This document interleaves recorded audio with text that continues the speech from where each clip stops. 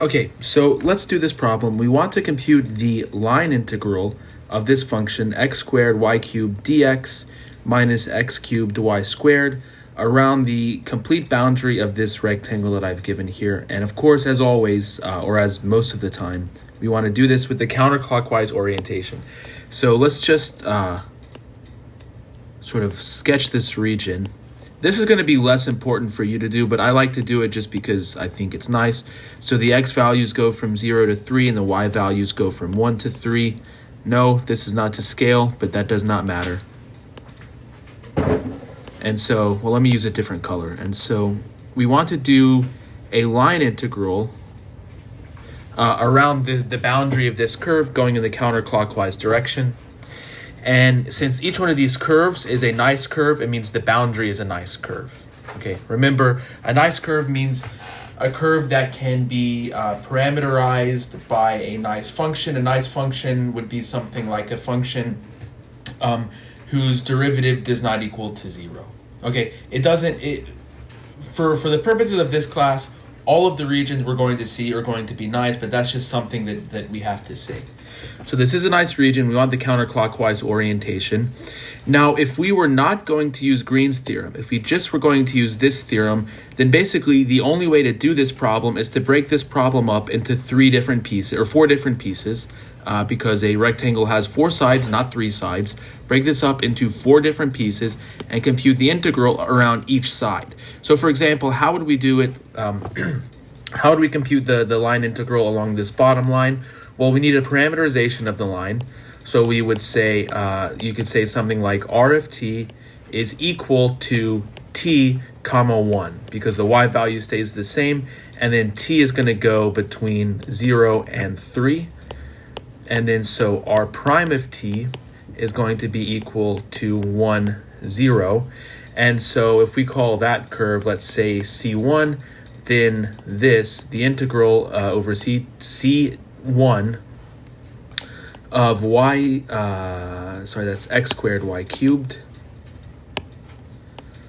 x squared y cubed dx plus x cubed y squared dy. This is equal to the integral from t equals 0 to 3. Now we need to evaluate x squared and y squared along the parameterization. So x is equal to t, so that's t squared times 1 cubed. Remember, dx is equal to x prime of t dt. X prime of t is equal to 1, so this is just going to be dt. And then notice we would do something similar when we compute that part, but notice that dy is equal to 0. So this is the integral. So this is the integral t equals 0 to 3 of t squared, and the antiderivative of t squared is 1 cubed t to the power of 3. So this would be 27, the antiderivative of t squared is 1/3 t cubed. So then this is going to be 27 divided by 3, which is equal to 9. Okay, and then we would have to do the same thing for the other 3 pieces. So that's how we can compute the line integral. Remember, that's just how we compute the line integral over a closed curve.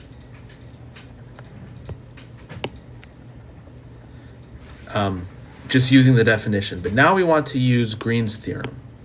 So now we want to write the integral over the boundary as an area integral. Okay, well, the rectangle, this is the region. So the region has x going from 0 to 3. So we'll have an integral x equals 0 to 3. Y goes from 1 to 3. So y goes from 1 to 3. And the function that we're integrating, well, we have to identify what p is and what q is. So p is equal to x squared y cubed, and q is equal to, now it's very important here, q is equal to minus x cubed y squared.